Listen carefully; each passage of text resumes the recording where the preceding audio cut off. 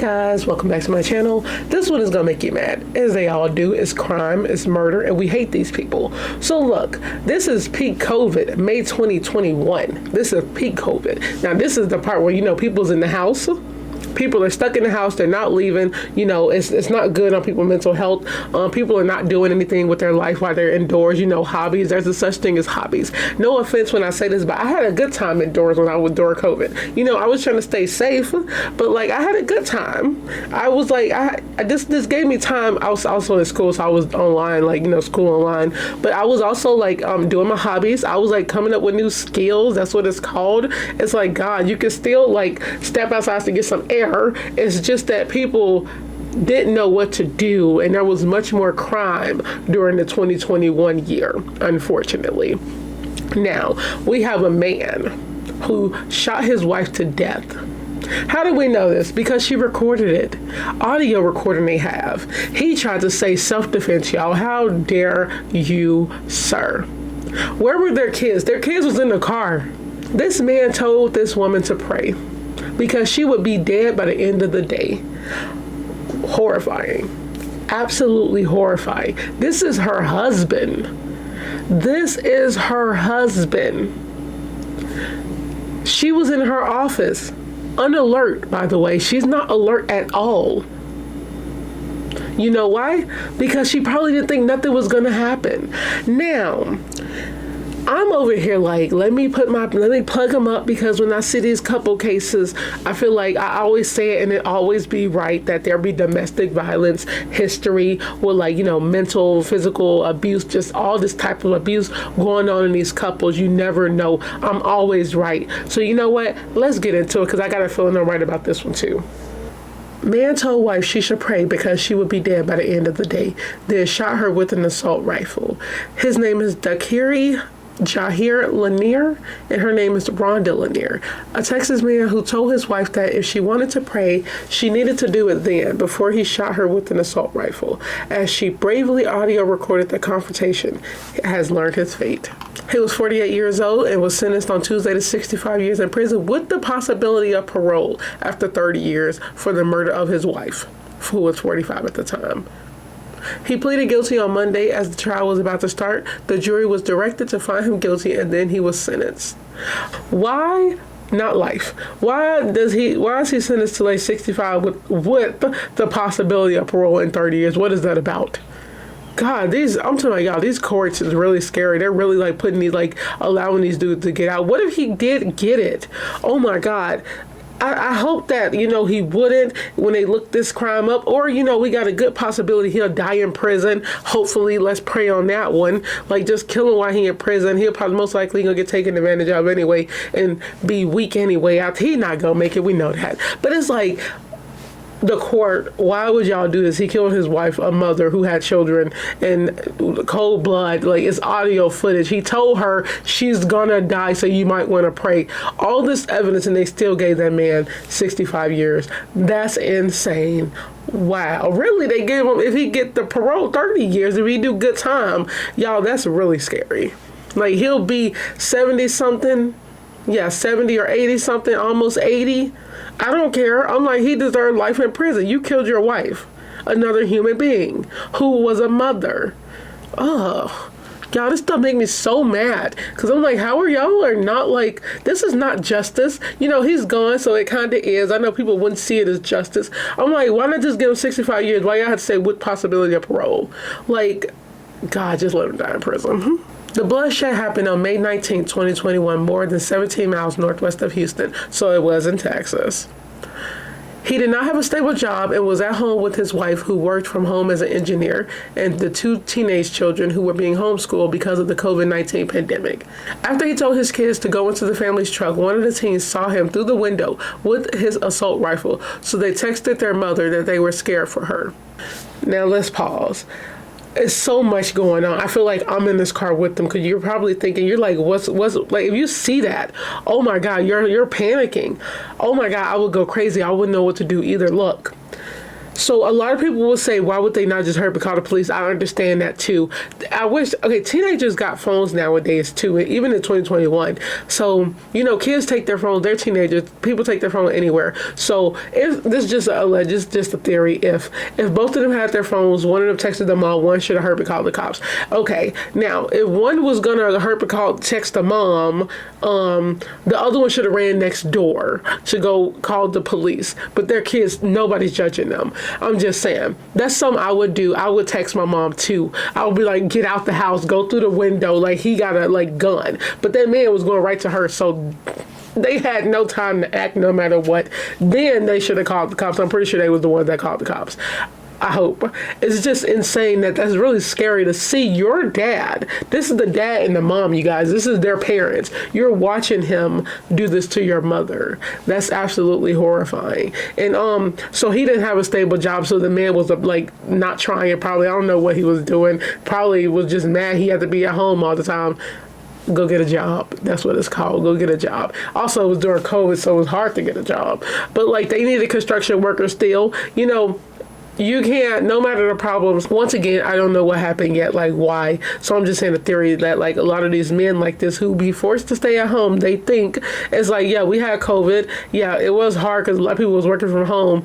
Just because you're stressed and stuff, you're going to take it out on other people because you're mad and angry that you can't find a job, a stable job, and don't want to try harder. That's how these cases be. And it's scary that the kids had to witness that. That's really horrifying. With him telling them to go and get in the truck. They probably thought they was going somewhere. That's what I would think. I would think I'm going somewhere. You wouldn't think nothing of it unless they knew they had problems, which they probably did because they got in the truck. It's scary. As her husband carried the gun into the room where she was working, Rhonda began recording on her phone, the prosecutor said. And I quote, he told her that if she wanted to pray, she needed to do it then, and that both of them would be dead that day, prosecutor said in the release statement.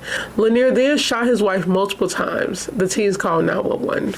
Deputies with the Harris County Sheriff's Office responded and found 𝒂𝒂𝒂𝒓 in his open garage with his wife was found dead on the living room floor. He told investigators his wife came at him with a knife and he shot her in self-defense, which was disproved by the recording his wife had made in her last moments. Assistant District Attorney Kelly Marshall, who prosecuted the case, said the convicted killer had terrorized his wife for years. And let's say something real quick, y'all. Y'all hear something you noticed already? I knew it was something going on with him, with this, like, the relationship. She was found in the living room. So we got them in one room and leading to another. Maybe she was running away. Even if, obviously, you know it's not self-defense, but even if it was, let's say allegedly, let's say a theory, okay? Let's just put this as a story.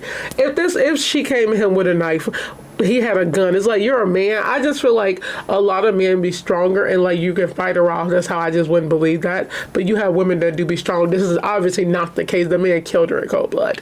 But she most likely ran out of there, or he like lured her in there and shot her. There's so much. Or he shot her and threw her in the living room. There's so much. Like, and how dare you, sir? Like, you kill your wife and try to say that, you know, since they had problems, that he had problems, let's say that this is all on him. They say I terrorized her for years, so on him. I'm surprised she stayed with the loser in that case. Rhonda bravely audio recorded Lanier as he was holding an assault rifle and telling her that she would be dead by the end of the day. Marshall said in the news release, as the recording caught the last moments of her life, she tried to de-escalate the situation. Rhonda's last words were the names of their children as Lanier murdered her. Rhonda Lanier was described as a loving, bright, vibrant person and a great mother who worked hard for years to keep her family together. I'm not angry, her mother told the news. I pray. Just like when me and the kids prayed last night, I pray, God, don't let them have any bitterness. Help them turn everything around, turn everything that is going on for God to be lifted up. And this is such a sad case. Like, obviously, you know, he murdered her in cold blood, but you have the kids. It's like now they don't have no parents. Like, you did not care, sir. Now, earlier on, I called it when they said that he told her she was going to be dead with him. He was planning on killing himself, probably. I just don't understand why, like, I don't understand these couples, y'all. Like, it's a lot of husband, wife murdering each other. Where do the vows for your marriage come in at? Like I said, this is coming from somebody who has never been married. Where is it? What is going on? You say vows and people don't mean that shit nowadays. Like, that stuff is trash now. It's trash. I'm literally like, don't get married because you never know who you're talking to. And this could be like 20 years later, and that's really scary. They always be like, he didn't used to be like this. Well, he shouldn't be like that. If I'm not like that, why you like that? That's how I see stuff, y'all. I'm like, why can't you just be a normal husband and like not put a gun in my face? Like, is that too much to ask for? That's why women don't be wanting guns in the houses, okay? And women do it too, like kill their husband. I'm just saying in this case. But I just don't understand that, y'all. It's really scary. This is her husband. God, you don't know these people. You don't know anybody. So on that note, I hope you guys enjoyed this video. Stay safe, stay alert, stay aware. All of these, just y'all be careful who you talk to. Be careful who you marry. That's really the whole point of the story. Be careful who you marry. You don't know. Like I said, COVID was during this time. I don't know what happened to this man, but they say he terrorized her for years, so they was probably most likely having some marital problems. But that doesn't mean anything. You don't take this drastic step of murdering somebody. And how did he not get life in prison, y'all? I'm so confused. Wow, that is really sad. I'm so sad for the kids and her mother, just their family. Oh my God, he ruined it. He's a sick man, you murderer. And this may really make me not want to get married. You don't know people. I don't care how good people look. Don't care how cute they act in the beginning. Like it take until you live with them, and then you don't even know people till you get old. You got older people killing their wives for like 50 years, y'all. I did a couple cases like that too. I just don't understand it. You're not about to kill me on my deathbed. That's why I just don't understand. You got mentally ill people getting together, and I'm not saying her. I'm just saying in general nowadays. Mentally ill people getting with people and they're killing them. You got people just going crazy because they're not doing them with their life, and then they're killing their significant other because they hate their life. It's like, go get a life. How about that? I'm just so sick of these cases because it's like, it's never ending, and it's really heartbreaking. Like, somebody got to lose their life like this. God, shooting somebody. I don't even want to imagine what that feel like. Oh my God, just the terror. You see somebody you sharing in your bed with shooting you to death, and then your kids in the car and they're crying because they know their mom's about to die. Like, that's really horrifying. That's absolutely horrifying. Always say you have to say stuff out loud to actually get it. Like, you don't know how scary it is until you actually picture that sight. It's very heartbreaking. So on that note, I hope you guys enjoyed this video. Ladies, stay safe. These men are freaking crazy. Yeah, women are crazy too. I'm just saying, in this case, be careful who you talk to. Be careful who you marry, y'all. Seriously, notice signs. If like I said, real quick, I'm about to end this video, but hold on. They said he terrorized her for years, so there were signs. Leave him. I know people try to keep their families together, but sometimes you gotta, you just gotta go. You gotta go when you see the signs. Because maybe that's why I'm not gonna get married, because if I notice one thing, I'm out of here. I'm like, yeah, no, it's not happening here. And if we got kids, I'm like, yeah, for my kids' safety, I will take my child. I'm just gonna leave.